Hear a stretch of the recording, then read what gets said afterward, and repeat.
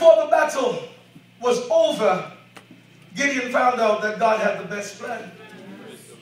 God's plan may not be the easiest plan for your life. It may not be the most popular plan. It may not even seem like the smartest, logical plan. But God's plan is always, I don't have anything else to tell you. God's plan is always the best plan. As I sat in the service, I kept hearing it over and over. God's plan is the best plan. I don't know who I'm talking to today. Somebody in this room that is getting ready to do something outside of the will of God. Getting ready to do something out of frustration because you can't take it anymore. Hold on to your faith. Yes. Be unmovable. Yes. Don't allow the devil to fool you. But stay rooted and grounded in the will of God. Because if it's not today or tomorrow, one day God will vindicate you.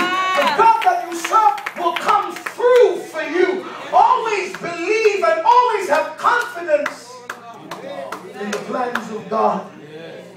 Let's look at the realities of God's plan. God's plan is a different plan. Somebody say it's a different plan. Different plan. Come on, tell somebody it's a different plan. God's plan is a different plan. After all, God is not like man. God told Isaiah that my ways are not your ways, and my thoughts are not your thoughts. As high as the heavens are above the earth, so high are my thoughts from your thoughts. It's a different plan. When God gets ready to pull you out, He pulls you out in a miraculous way. Anybody ever been pulled out of a situation? Anybody in this room got a testimony of what God has done? He did it in a different way. He did it in a way that you did not expect Him to do it.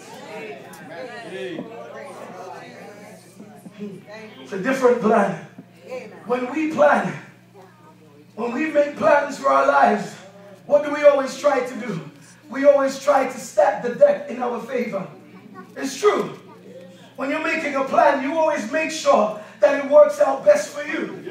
If you're going into business with somebody, you always go for your best interest. Isn't that so? That's only sensible business ethics. Nobody goes into business to lose. And you ensure as much as you can ensure that before you enter into this, you try and plan out that this is going to work for you. That even if it takes 5 years for me to break even, at least in 5 years I will make some money. Logical plan. God's plan does not always operate in that manner. David was just a shepherd. But God had a different plan for his life. Job was just a wealthy man that just wanted to worship God, love his family, enjoy his wealth. But God had a different plan. Joseph and Mary were a young couple that were in love, wanted to start a family. But guess what? God had a different plan for their life. Saul was on his way to persecute the Christians and kill them off. But what did God have? God had a different plan for his life.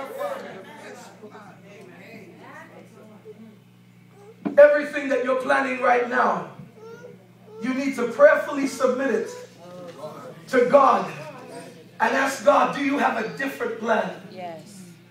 Am I walking the right road? Am I going the right way? That's why when I started, I said, oh, for grace to trust you more.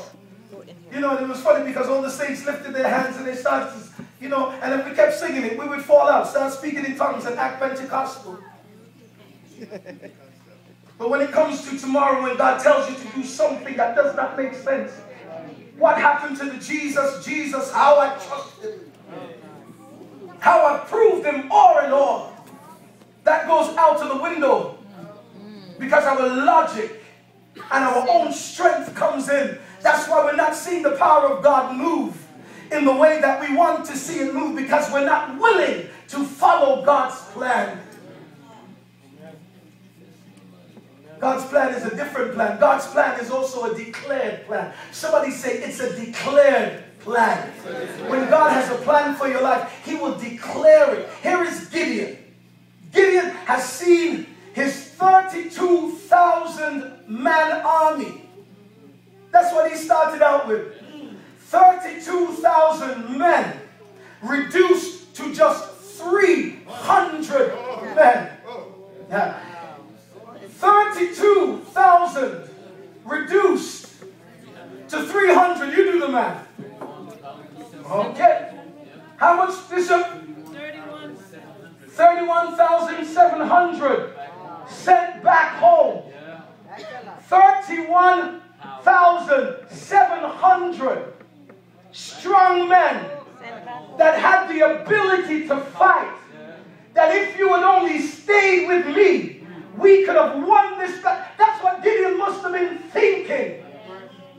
That he's lost the choices. He's lost the best. But God said, let them go. Send them home. Send them home. Gideon is getting ready to attack a force that is way larger than his own. Because even though Gideon had 32,000, if you research and understand, the army that he was going against was 135,000. Yes. So even with the 32,000, his victory wasn't sure anyhow. Come the cost. Even, can you imagine? Put yourself in Gideon's position. 32,000 did not even seem like enough against 135,000. And God, you've reduced us down to 300 against 135,000. But what did you just say? That don't make sense. That doesn't make any kind of sense on any day. That makes no sense. Absolutely not. In any setting, and we're not necessarily fighting wars against people, but there are decisions that we have to make in our families, in our churches, and oftentimes it does not make sense. And Bishop, the people will tell you that you're crazy. Yeah. This can never be done. You can never do this.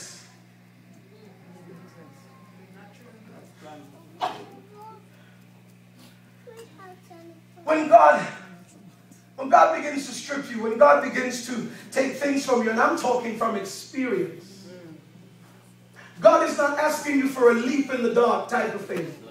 This is not a pin the tail on the donkey type of thing. It is not a matter of chance. He does not hold your destiny to chance. When God tells you that you will be victorious, I wish somebody would believe me today. When God tells you that you cannot lose, it does not matter how many people are against you. It does not matter how big the mountain. I'm trying to build somebody's faith today. It does not matter how many bills you have piled upon you. It doesn't matter how many times you have been bankrupt. It doesn't matter how many things have been taken against or taken away from you.